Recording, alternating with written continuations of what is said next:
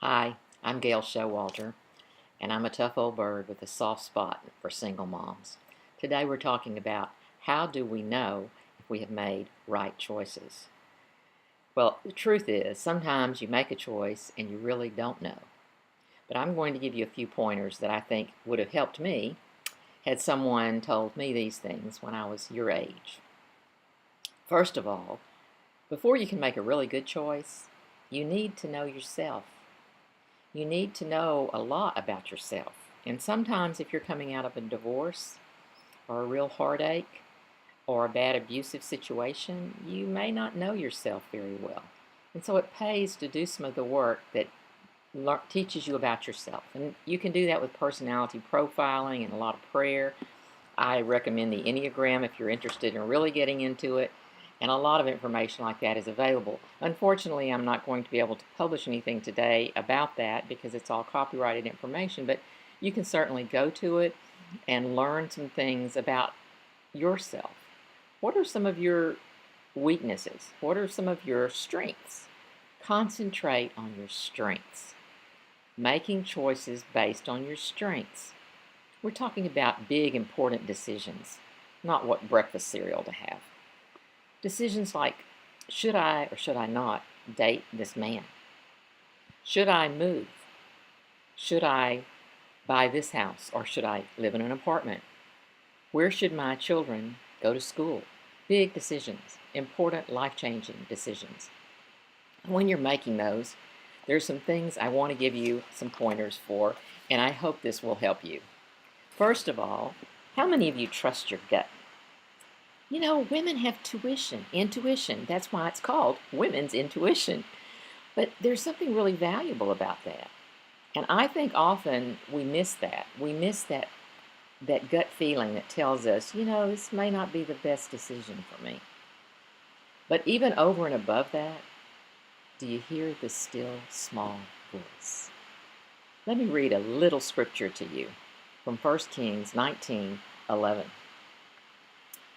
And he said, go forth and stand upon the mount before Jehovah.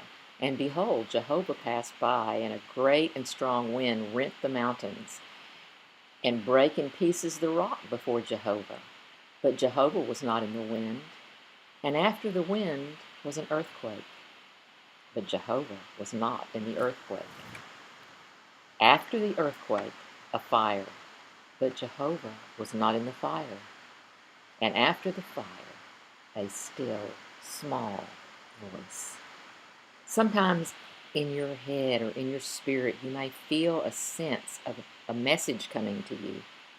Believe me, it's probably not going to come when you've got your headset on, you're listening to music in the car radio, things like that. It usually comes at a time when you're quiet. Be still and listen. And second, go to someone who is older, who's lived longer, who probably is wiser than you at your stage in life. And don't go necessarily to that person who is going to tell you just what you want to hear. Go to a person who is wise enough to tell you the truth. I didn't always do that, and I regret it. And thirdly, don't rush your decision. Just because it makes you feel better to have the decision made. I was always wanting to get the decision made. But it's a real wise thing to pace yourself, to give yourself some time.